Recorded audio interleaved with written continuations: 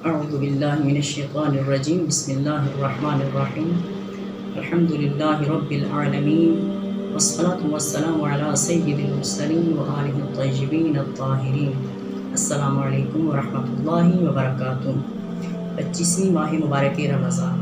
اللہم اجعلنی فیہ محبا لأولیائک ومعادیا لأعدائک مستنا بسنت خاتم انبیائک یا عاصم قلوب النبیین۔ یہاں اس دعائے مقدس میں فرزند رسول اپنے پروردگار سے جو مخاطب ہو رہے ہیں، یہاں یہ دعا خداوند متعال کو یقین دلانے کے لیے کہ اے معبود، آج کے دن مجھے اپنے دوستوں کا دوست قرار دے، یعنی میں اتنا مخلص ہو کر آیا ہوں تیرے دروازے پر یہ طلب کرنے کے لیے کہ جس سے تو راضی ہے اس سے مجھے راضی کر، جس سے تو ناراض ہے اس سے میرے اندر یہ جذبہ پیدا کر دے کہ میں تیری خاطر ناراض ہو سکوں۔ یعنی اے معبود، آج کے دن مجھے اپنے دوستوں کا دوست قرار دے اور اپنے دشمنوں کا دشمن شمار کر، اور سنت خاتم الانبیاء پر پابند رہنے کی توفیق عطا فرما۔ یا عاصم قلوب النبیین، اے نبیوں کے دلوں کی نگہداری کرنے والے۔ عزیزان، اس دعا کے اس فراز میں فرزند رسول نے ہمارے ایمان کی آزمائش رکھی کہ ہمیں قرار دے اپنے دوستوں کا دوست اور اپنے دشمنوں کا دشمن۔ وہ قرار تب دے گا جب ہم اپنی طرف سے یہ یقین دلائیں گے کہ ہم تیرے دوستوں سے، تیرے محبین سے محبت کرتے ہیں اور تیرے دشمنوں سے دشمنی کرتے ہیں۔ ہم اپنی معمولاً زندگی کو دیکھیں روٹین کے مطابق کہ ہم میں سے کتنے ہیں جو اللہ کی رضا کے لیے اللہ کے دشمن سے دشمنی کرے اور اللہ کی رضا کے لیے اس کے محب سے محبت کرے۔ ہم اپنے رشتہ داروں میں دیکھ لیجئے، جو کوئی خدا کا دشمن ہے، ہم دیکھ رہے ہیں کہ سر عام معصیت خدا کر رہا ہے، خدا کے احکامات سے انکار کر رہا ہے، ہم رشتہ داری کی بنا پر اس سے رشتہ اور تعلق نہیں توڑتے، ہمیں وہ برا لگ رہا ہوتا ہے۔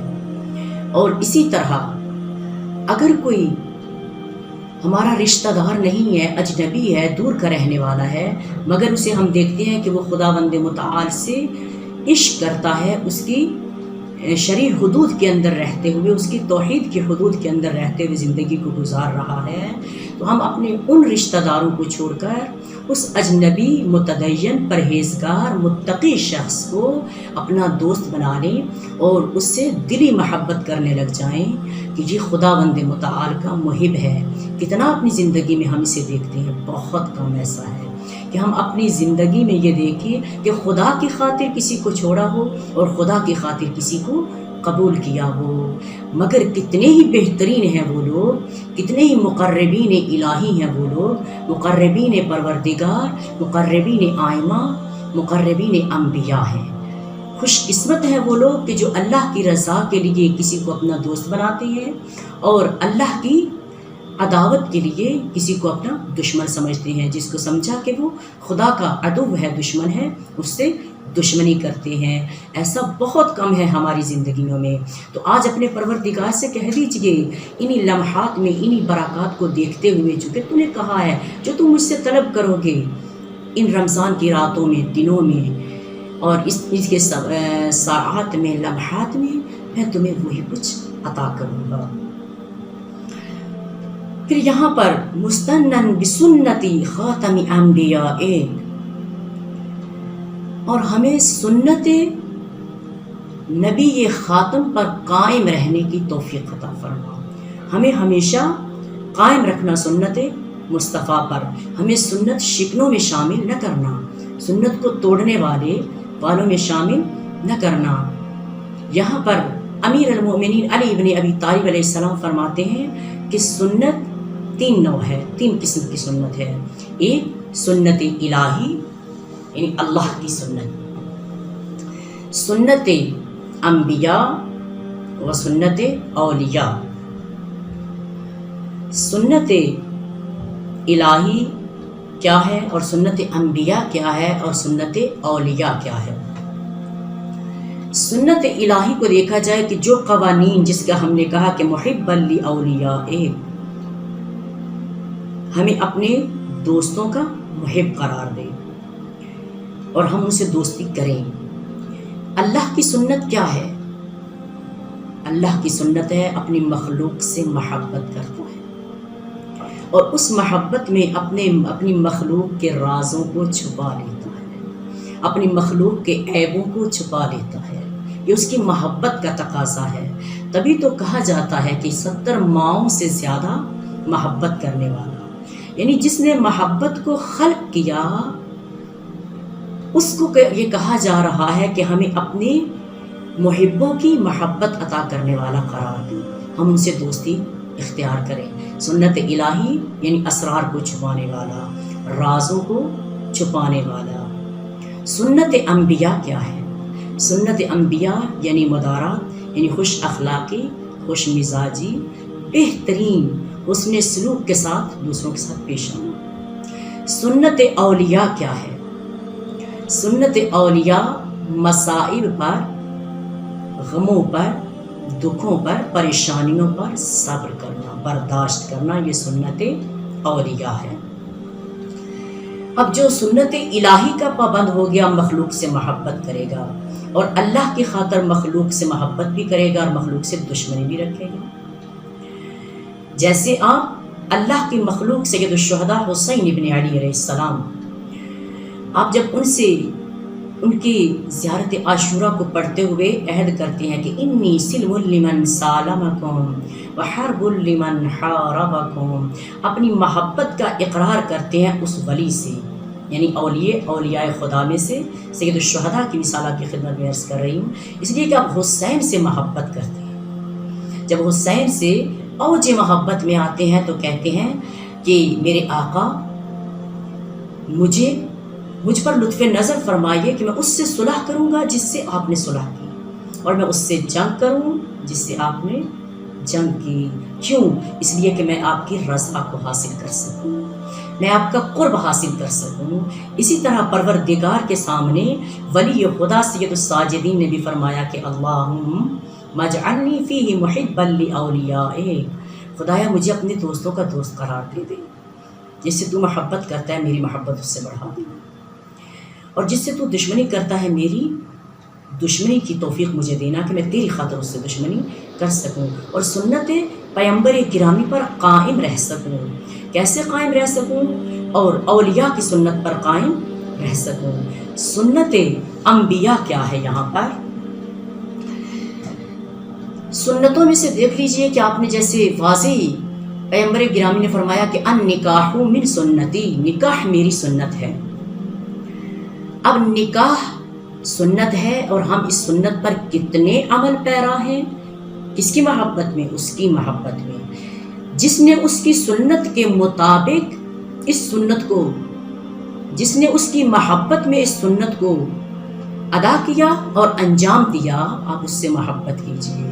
برعکس ہمارے معاشرے میں کیا ہوتا ہے، اگر کوئی اللہ سے محبت کرتے ہوئے اس کی شرعی حدود کے اندر رہتے ہوئے اسی نکاح کو جس کو سنت قرار دیا اسی کے مطابق انجام دیتا ہے، تو ہم ہی معاشرے والے اس کو کس طریقے سے رسوا کرتے ہیں، مختلف قسم کی گفتگو کر کے، باتیں کر کے کہ یہ کنجوس ہے اور یہ خرچ نہیں کرنا چاہتا، یہ دنیا دار نہیں ہے، یہ نہیں معلوم کیا کیا اس کو الزام دیتے ہیں، بجائے اس کے کہ اس کے لیے خراج تحسین پیش کیا جائے کہ ہم میں سے تم ہو وہ کہ جس نے اپنے خدا سے محبت کا اقرار کیا اور اظہار کیا اور دوسروں کے سامنے اس الہ کی سنت کو اجرا کیا، یعنی وہ سنت اجرا کرنے والا در حقیقت اس جہان میں، اس معاشرے میں رہنے والا مبلغ ہے ایک سنت الہی کا۔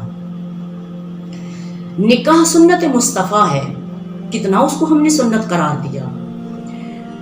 یہاں پر سید الساجدین کا بہت خوبصورت جملہ ہے، جس نکاح کو ہم نے مشکل ترین مرحلہ بنا دیا، جس نکاح کو ہم نے پریشان کن مرحلہ بنا دیا، کہ جن کے گھر میں اولادیں پیدا ہو جاتی ہیں، جب جوان ہو جاتی ہیں تو والدین تعلیم و تربیت کے علاوہ، ان کے نان و نفقہ کے علاوہ اس بات کی طرف ان کی توجہ چلی جاتی ہے کہ اب ان کا ازدواج کرنا ہے، شادیاں کرنی ہے، شادیوں کو پھر اتنا کچھ خرچ کرنا ہے، اور کیا ہوتا ہے جی پھر مقروض ہوا جاتا ہے، جبکہ سنت اس کا نام نہیں ہے۔ سنت کس کا نام ہے؟ صیغہ نکاح کا پڑھنا۔ سنت کس کا نام ہے؟ چند افراد کو بلا کر ولیمہ دینا، یہ سنت ہے۔ ہمارے اس ازدواج کے مرحلے میں دیکھ لیجئے، یا ہفتے گزر جاتے ہیں یا مہینے گزر جاتے ہیں اس کی تیاری میں، تب ایک صیغہ نکاح سنت ادا کیا جاتا ہے۔ فرزند رسول سید الساجدین فرماتے ہیں، آپ دسترخوان پر بیٹھے ہوئے لوگوں کے ساتھ، اور اس دسترخوان پر گوشت کا سالن پڑا ہوا تھا، اس میں سے آپ نے ایک ہڈی کو اٹھایا جس کے بعد بہت تھوڑا گوشت تھا۔ امام علیہ السلام نے جب اس ہڈی کو اٹھایا کہ جس کے ساتھ بہت کم گوشت تھا، تو سب دیکھنے لگے کہ فرزند رسول نے اس ہڈی کو پکڑا اور دوسروں کو دکھانے لگے۔ فرماتے ہیں کہ جب لڑکی اور لڑکے کا انتخاب کر لیا جاتا ہے، وہ اپنا انتخاب کر لیتے ہیں کہ یہ میرے لیے شوہر بہتر ہے یا یہ میرے لیے بیوی بہتر ہے، جب سلیکشن ہو جاتی ہے ان کی، تو فرماتے ہیں کہ مین مرحلہ انتخاب تھا۔ مشکل ترین مرحلہ کیا تھا؟ انتخاب زوجین، فریقین۔ جب ان کا انتخاب کر لیا جاتا ہے تو فرماتے ہیں اس کے بعد ازدواج کا مرحلہ اتنا ہی رہ جاتا ہے جتنا اس ہڈی سے یہ تھوڑا سا گوشت جدا کر، یہ امام نے مثال دی۔ ہڈی سے اس گوشت کو جدا کرنے میں کتنا ٹائم لگے گا، اور وہ کتنا سا گوشت تھا، وہ امام علیہ السلام بہتر ایکسپلین کر سکتے ہیں ہم سے۔ تو یہاں پر ہم نے دیکھا کہ انتخاب کے علاوہ جتنا بھی ازدواج کا کہ جتنی رسومات ہیں، اس میں سے دیکھیے کتنی رسومات آپ نے سنت سمجھ کر ادا کی، اور کتنا آپ نے خدا سے محبت کرتے ہوئے اس کی سنت کو اجرا کیا، اس کے حکم کو فالو کیا۔ بس پتہ چلا کہ دین آپ کے اس نکاح کے امر میں صرف صیغہ نکاح تھا اور ولیمہ تھا، جس کو مستحب قرار دے دیا گیا مستطیع پر۔ جب اس ولیمے کو انجام دے دیا تو جو مستحب تھا، جو سنت الہی تھا، جو مورد پسند پروردگار تھا، جو حکم شریعت تھا، وہ بہت مختصر چند منٹ یا چند گھنٹوں کا تھا، مگر ہم نے کیا کیا؟ ہم نے اس کو اتنا طول دے دیا کہ نہیں معلوم جو مرد ہے قرض لے لے کر وہ اس ازدواج کے فنکشن کو انجام دے رہا ہے، خواتین ہے کہ وہ حق مہر کا اتنا بڑا لمبی فہرست بنا دیتی ہیں حق مہر کی، کہ مرد ساری زندگی حق مہر ہی ادا کرتا رہے۔ فرمایا تم میں سے بہترین عورت وہ ہے کہ جس کی بہترین خصلتیں ہوں اور عفیف اور پاک دامن ہو، اور اس کا حق مہر بہت مختصر ہو، اور وہ بھی حق مہر اپنے شوہر کو بخش دے۔